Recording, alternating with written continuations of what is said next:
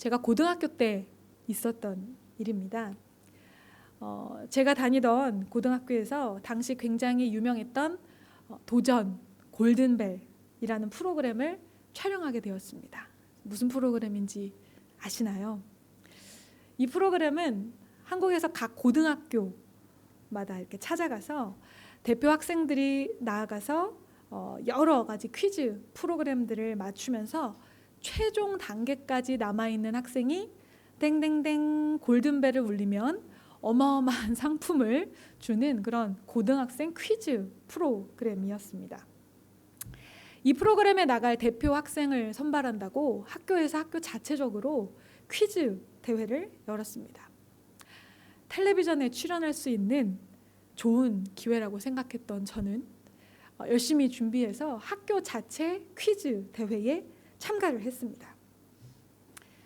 그런데 여러 가지 종류의 퀴즈 중에 OX 퀴즈가 있었습니다. 이게 문제였습니다. 어떤 문제가 출제가 되었는데 문제 내용이 뭐였는지는 사실 전혀 기억이 나지는 않습니다. 그런데 좀 이렇게 헷갈리게 해서 아마 이 OX 퀴즈를 통해서 학생들을 많이 떨어뜨리려는 의도를 가지고 있었던 문제였던 것 같습니다. 근데 다행히 제가 알고 있었던 문제였어요. 그래서 저는 당당하게 이건 맞다. O 쪽으로 섰습니다. 서고 저쪽 X 쪽을 이렇게 쳐다보니까요.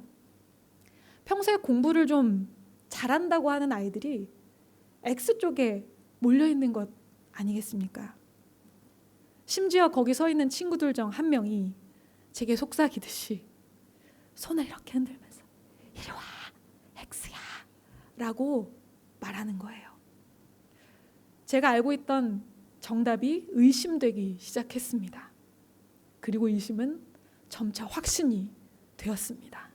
아, 내가 잘못 알고 있었나 보다 하며 X 쪽으로 당당하게 발걸음을 옮겨갔습니다. 잠시 뒤 진행자가 외치는 정답은 O 였습니다. 저는 당당하게 떨어졌고요. TV 출연의 꿈은 물거품이 되고 말았습니다. 괜히 친구를 따라 잘못 섰다가 탈락을 하게 된 것이죠. 이런 상황에 딱 어울리는 명언이 하나 있습니다. 사람은 줄을 잘 서야 한다는 말이 생각이 납니다. 누구나 이런 비슷한 경험 한 번쯤은 다 있으실 겁니다. 사람은 귀가 굉장히 얇은 존재인지라 주변 사람의 소리에 쉽게 영향을 받습니다.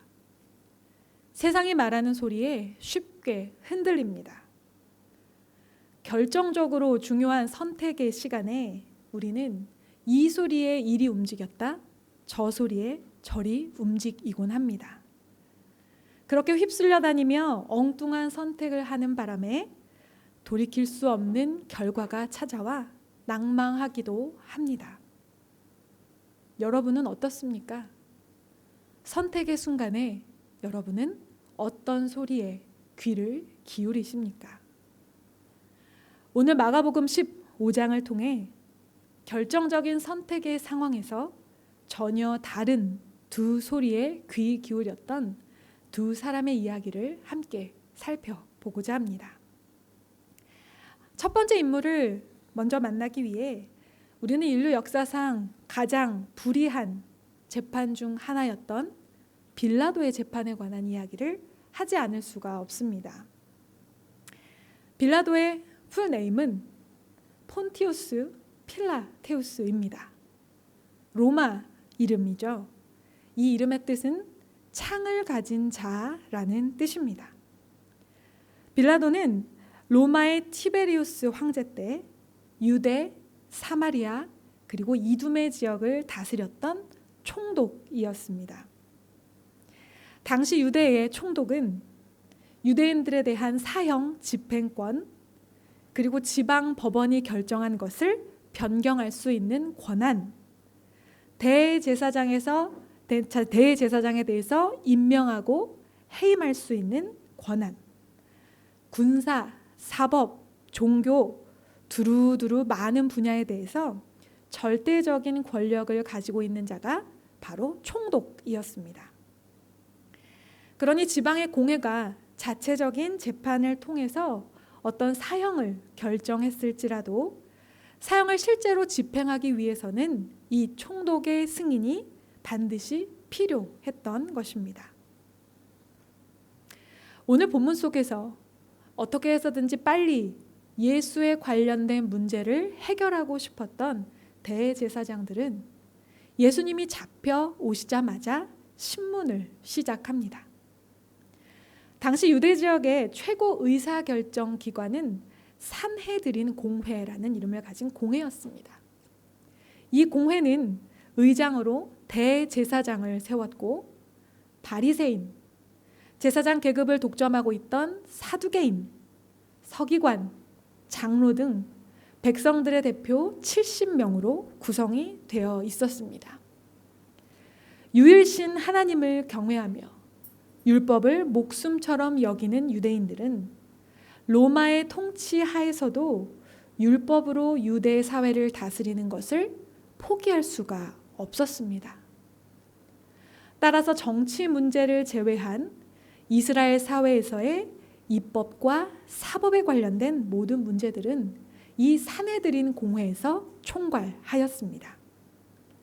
주로 하는 일은 율법을 해석하고 그 해석한 율법으로 종교 재판을 주관하고 또 성전의 치안을 유지하는 그런 일들이었습니다.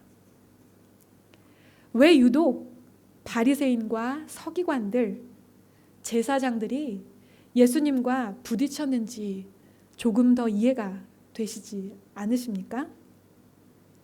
이들은 유대 사회의 기득권이었으며 권력이었습니다. 로마의 통치 아래에서도 자신들만의 방식으로 그 권력과 기득권을 놓지 않던 그런 자들이었습니다. 그런 그들의 기득권에 정면으로 반박하며 권력의 치부를 밝혀내시는 예수님이 얼마나 위협적인 존재였으며 눈의 가시와 같았겠습니까? 하나님이 주신 율법으로 그 기준을 삼아 옳고 그름을 면밀하게 가려내기 위해 이 예수를 재판장에 끌고 나온 것이 아니라 자신들의 기득권과 권력을 위협하는 것은 무엇이든 없애버려야 했기에 예수님을 잡아와 재판을 벌이고 있었던 것입니다. 이 재판이 얼마나 불의한 재판이었는지 계속 설명을 드려 보겠습니다. 이 산헤드린 공회는 안식일과 주요 절기를 제외하고는 거의 매일 열렸습니다. 그리고 이 공회가 열리는 시간은 일출부터 일몰까지입니다. 즉 해가 떴을 때부터 해가 질 때까지 이 공회가 열리는 것입니다. 야간과 새벽에는 공회가 소집되는 관례가 없었습니다.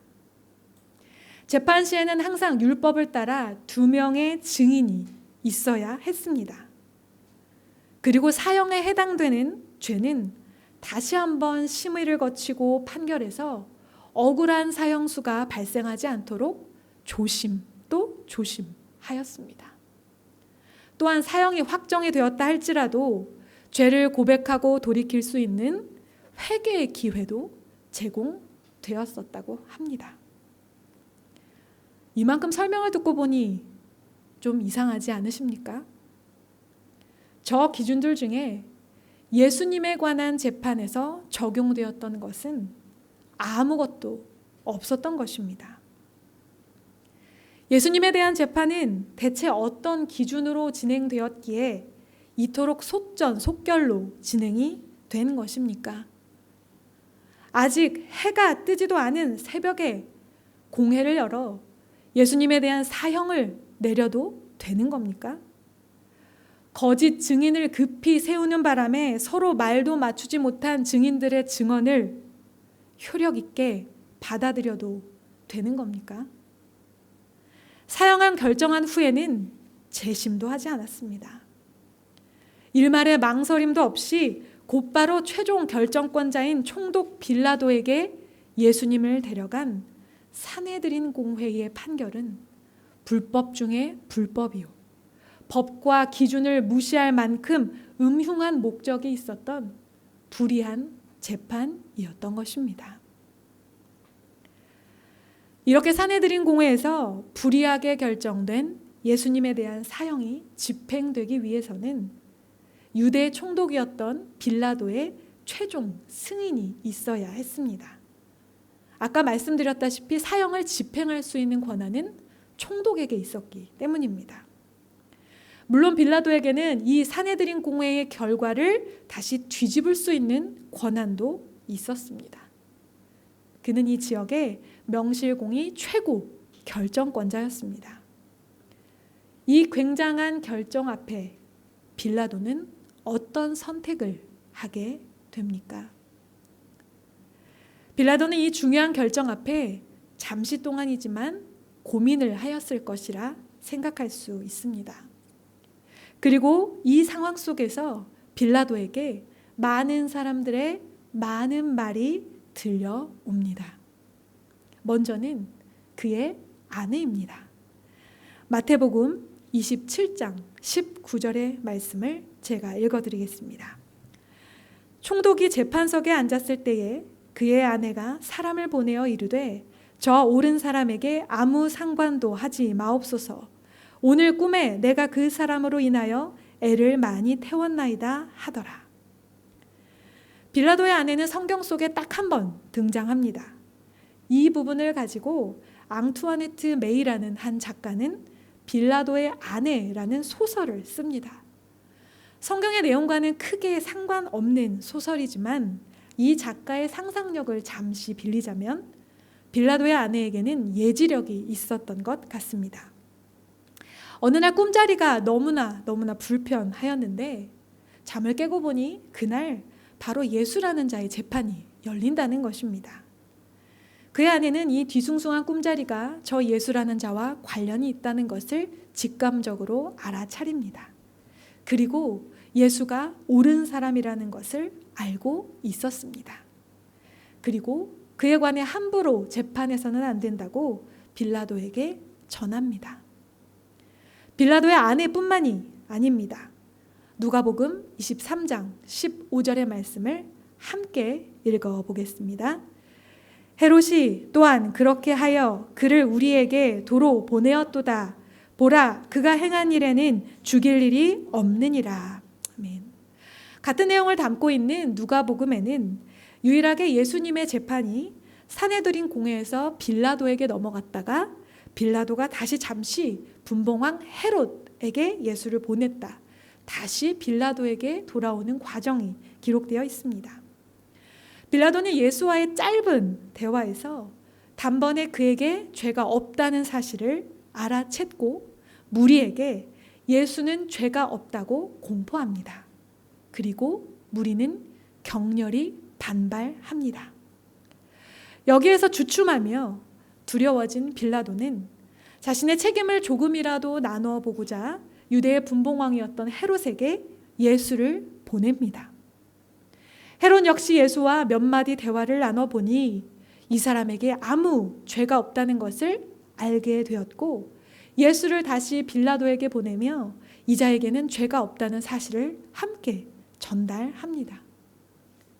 예수님은 사형을 받을 만한 죄를 짓지 않았다는 것을 빌라도는 신뢰할 만한 사람들의 증언으로 이미 확실히 알고 있었습니다. 뿐만 아닙니다. 빌라도는 스스로도 예수님에게 죄가 없다는 것을 확신하고 있었습니다. 계속해서 누가복음의 말씀을 제가 읽어드리겠습니다. 빌라도가 세 번째 말하되 이 사람이 무슨 악한 일을 하였느냐? 나는 그에게서 죽일 죄를 찾지 못하였나니 때려서 놓으리라 하니. 아멘. 본문에 의하면 빌라도는 벌써 세 번째 무리에게 말하고 있습니다. 이 사람에게 죄가 없다. 예수님을 직접 만나보았고 그분과 대화하였으며 그분을 신문했던 빌라도는 알고 있었습니다. 그분께는 죽임을 당할 만한 아무 죄가 없다는 것을 말입니다. 그런데 왜요? 도대체 왜입니까?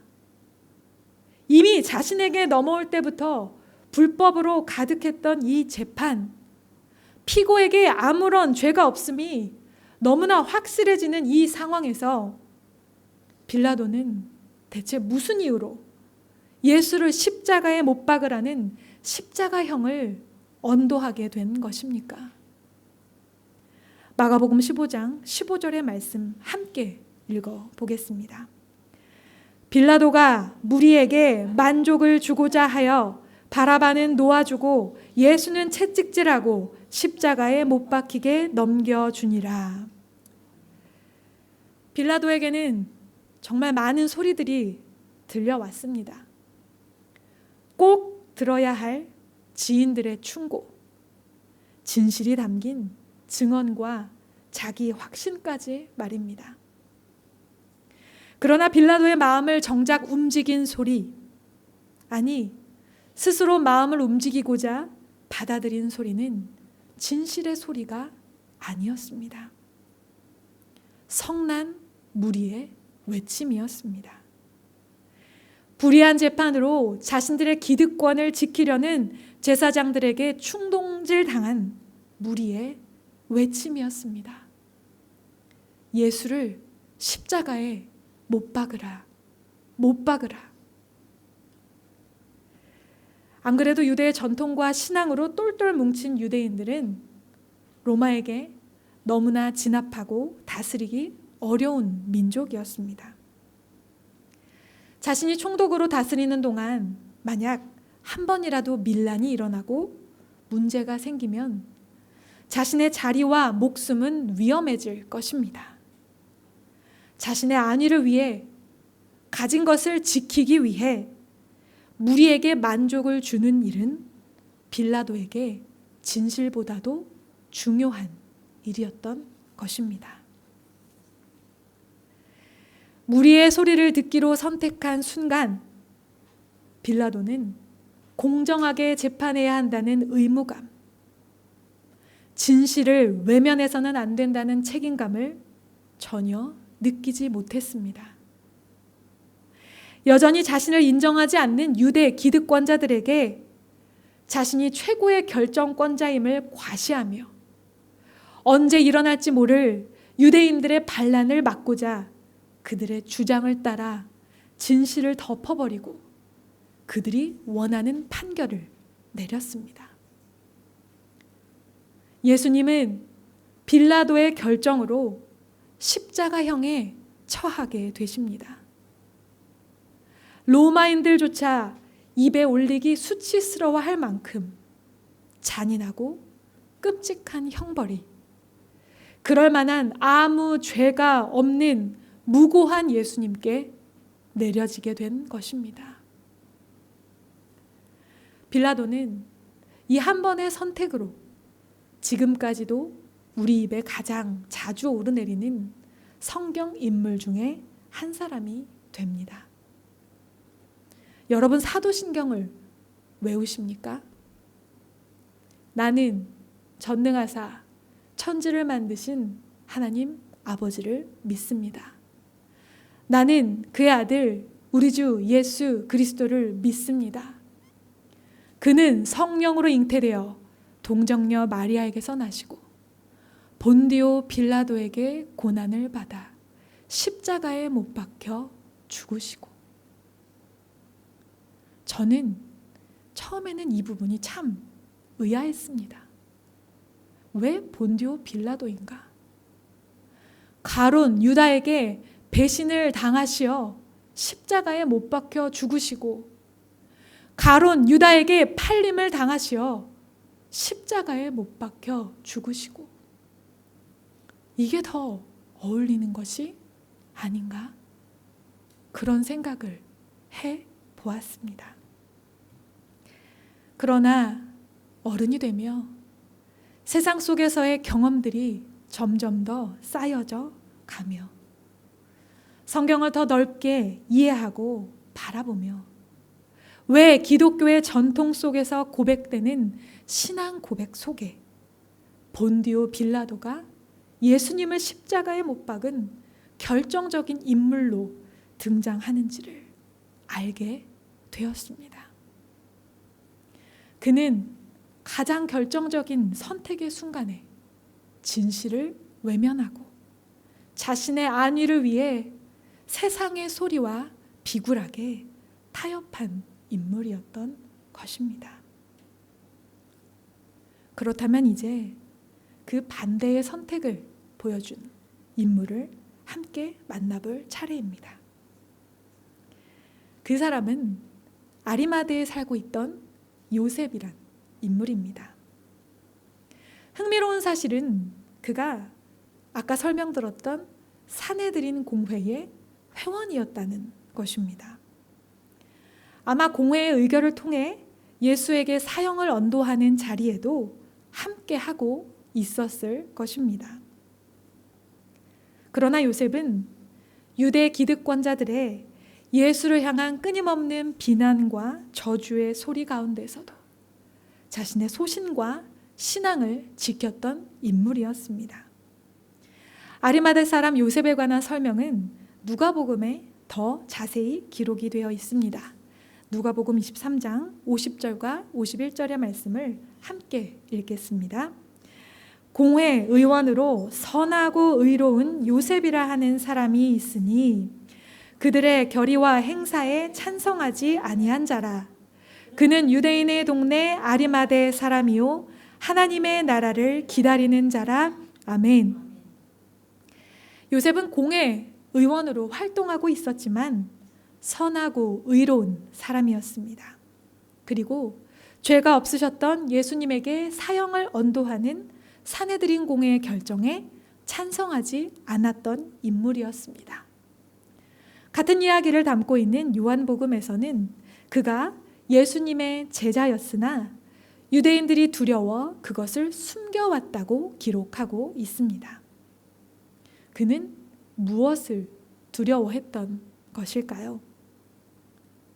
요셉은 빌라도만큼은 아니지만 산헤드린 공회의 의원으로 상당한 영향력과 지위 그리고 부를 가지고 있었을 것입니다. 아마 예수의 제자라는 것이 밝혀지면 이 모든 것을 잃어버릴 수도 있다는 사실이 두려웠을 것입니다. 그리고 이 두려움은 다른 제자들도 마찬가지로 가지고 있었던 두려움이었습니다. 그러나 결정적인 순간에 요셉은 다른 선택을 하게 됩니다. 마가복음 15장 43절의 말씀을 읽어드립니다. 아리마대 사람 요셉이 와서 당돌이 빌라도에게 들어가 예수의 시체를 달라 하니 이 사람은 존경받는 공회원이요 하나님의 나라를 기다리는 자라. 아멘. 예수님은 유대의 법으로는 신성 모독죄요 로마의 판결로는 군중을 선동하여 밀란을 일으키려 했던 정치범으로 낙인 찍혀 최고 사형이었던 십자가형으로 죽으셨습니다. 이런 범죄자에게 조금이라도 동정심을 보이는 행동은 의혹을 넘어서 의심을 살 만한 위험한 행동입니다. 잡혀가시는 예수를 버리고 도망간 제자들, 잡혀가시는 예수님을 따라갔지만 예수님과 함께 있지 않았냐는 여종의 질문에 혼비백산이 되어 부인했던 베드로를 보아도 알 수 있습니다. 지금까지 잘 지켜왔던 자신의 모든 것을 잃어버려도 좋을 만한 각오가 되어 있지 않고서는 지금 이 상황에서 누구도 함부로 나설 수 없습니다. 그런데 아리마대 사람 요셉은 당돌이 담대하게 빌라도를 찾아가 예수의 시체를 내어달라 요청하고 있는 것입니다. 그리고 세마포에 예수님의 시신을 곱게 싸서 미리 준비해 두었던 자기의 새 무덤에 예수님을 장사합니다. 하나님의 아들의 무고한 죽음 앞에 세상이 무리가 그가 죽어 마땅하다고 외치며 난리를 치는 통에도 요셉은 예수님이 하나님의 참 아들이라는 진리를 다시 한번 확인하는 믿음의 길을 선택한 것입니다. 이날은 안식일 전날, 즉 준비일이었습니다. 유대인들은 금요일 해질 무렵부터 토요일 해질 무렵까지를 안식일의 시간으로 지켰습니다. 예수님께서 십자가에서 마지막 외침을 다하시고 숨을 거두신 시간은 금요일 오후 3시쯤이었습니다. 이제 몇 시간 후면 안식일이 시작됩니다. 그러면 예수님의 장사를 지낼 수가 없습니다. 또한 신명기의 율법에 의하면 죽을 죄를 범하여 나무에 매달린 자의 시체를 밤새도록 두지 말고 그날에 장사하라 말씀하십니다. 누구보다 신실했고 누구보다 율법의 본질을 잘 알았으며 누구보다 하나님의 나라를 고대했던 요셉은 결정적인 순간에 하나님의 말씀에 귀를 기울이고 그것을 따라 선택하는 믿음의 모습을 보여주었던 것입니다. 요셉의 이 결단은 이미 오래전 구약 성서를 통해 예언되었던 일이었습니다. 이사야서 53장 9절의 말씀 함께 읽겠습니다. 그는 강포를 행하지 아니하였고 그의 입에 거짓이 없었으나 그의 무덤이 악인들과 함께 있었으며 그가 죽은 후에 부자와 함께 있었도다. 아멘. 하나님의 말씀은 이렇게 요셉의 믿음의 선택을 통해 다시 한번 성취되었습니다. 제자임을 숨길 만큼 두려웠으며 기득권의 중심에 있었던 요셉은 무엇을 계기로 이렇게 담대하게 예수님에 대한 믿음을 커밍 아웃 할 수 있었던 것일까요? 제자임을 밝히기 두려워했던 요셉이 담대히 예수님의 시체를 요구하는 자로 변화되기까지의 시간 사이에 일어난 사건은 단 한 가지, 십자가에서 예수님이 숨지신 사건뿐이었습니다. 요셉은 십자가에서 죽으신 예수 그리스도를 보고 경험하며 그분이 참 하나님의 아들이시오, 유대인의 진정한 왕이심을 확실히 믿게 된 것입니다. 십자가에는 이런 능력이 있습니다. 십자가에 달리신 예수님을 바라볼 때 세상이 무엇이라 말하건 상관없이 담대히 예수 그리스도를 믿는 믿음을 선포할 수 있게 됩니다. 십자가에 달리신 예수님의 삶은 어떠하셨습니까? 제자로서 우리가 마땅히 따라야 할 예수님의 삶은 어떠셨습니까? 세상을 전복할 정치적 메시아를 원하는 제자 무리의 소리 앞에 예수님은 세상을 구원할 그리스도가 되라는 하나님의 말씀을 선택하셨습니다. 네가 누구인지를 증명하고 증언하라는 사탄과 세상의 조롱 속에서도 하나님의 말씀을 성취하시기 위해 어린 양같이 묵묵히 하나님의 말씀을 따르셨습니다. 할 수만 있거는 이 잔을 내게서 옮겨달라고 외치는 자아의 소리가 아닌 온 인류를 구원하기 위해 아들의 고난을 작정하신 하나님의 뜻과 하나님의 원대로 그분은 이 땅에서의 삶을 선택하셨습니다. 그분이 걸어가신 삶의 원칙은 단 하나, 하나님의 말씀이 이루어지는 것이었습니다. 요한복음 6장 38절의 말씀입니다. 내가 하늘에서 내려온 것은 내 뜻을 행하려 함이 아니요 나를 보내신 이의 뜻을 행하려 함이니라. 아멘. 여러분은 빌라도의 길을 걷고 계십니까? 아니면 요셉의 길을 걷고 계십니까? 군중의 심리에 편승하고 대중들의 소리에 영합하며 무리들의 소리에 굴복해버린 빌라도와 같습니까? 아니면 예수의 십자가 앞에서 신실하고 변함없으신 하나님의 말씀을 붙잡고 담대히 믿음의 길을 걷기로 선택한 요셉과 같습니까? 수년 전 흥미로운 사건이 일어났습니다. 케냐의 한 인권 변호사인 돌라 인디리스라는 사람이 국제사법재판소에 소송을 제기한 것입니다. 소송의 내용인즉 2000년 전 이루어진 예수 그리스도에 대한 빌라도의 유죄 판결이 잘못된 것이니 예수는 무죄라는 것을 다시 입증하여 판결을 내려야 한다는 것입니다.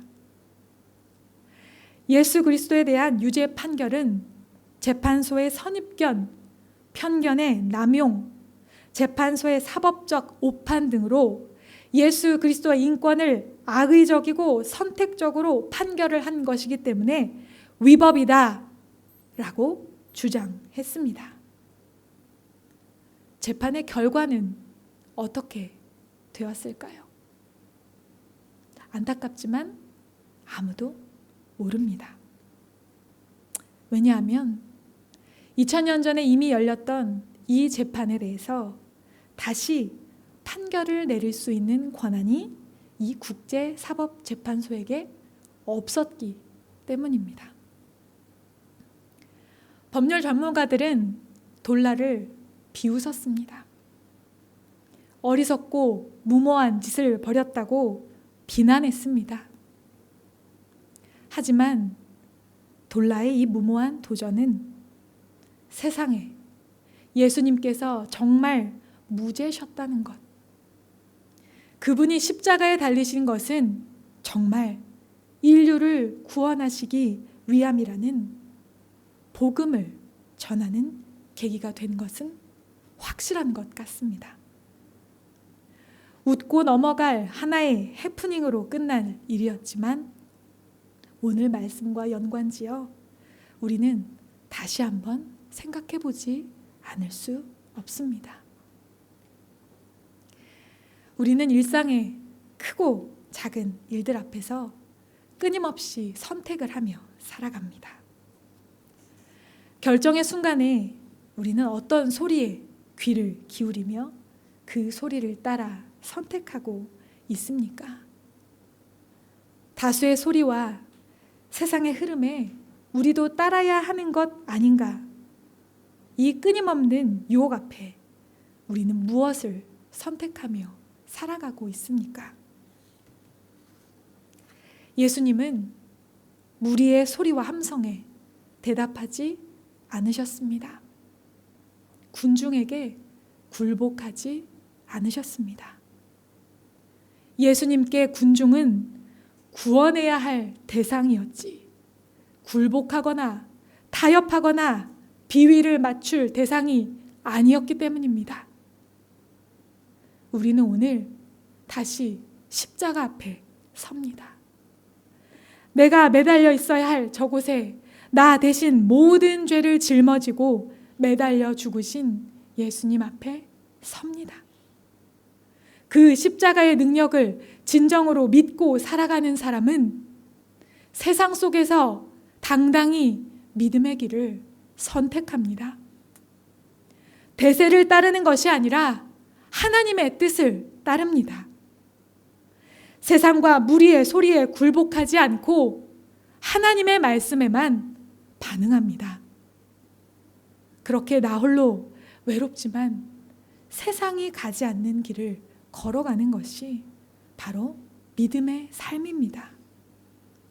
그렇게 살다 보면 세상에서 실패한 삶을 사는 것 같고 남들보다 뒤처지고 손해보는 것 같기도 합니다. 예수 믿는데 겨우 그 정도야? 라고 조롱하고 비난하는 세상의 소리를 들어야 할 때도 있을 것입니다. 그럴 때마다 우리는 다시 십자가를 바라봅니다. 우리는 십자가 앞에 서면 아무런 할 말이 없기 때문입니다. 나를 위해 지신 그 십자가 사랑을 기억할 때마다 우리는 다시 일어나 담대히 세상 속에서 믿음의 길을 선택할 수 있습니다. 그리고 예수의 십자가 위에 하나님의 영광과 구원의 역사가 나타난 것처럼 우리가 하나님의 말씀을 따라 믿음을 선택하고 걸어나가는 그 삶 위에 하나님의 영광과 놀라운 구원의 역사가 임하게 될 것을 믿습니다. 함께 기도하겠습니다.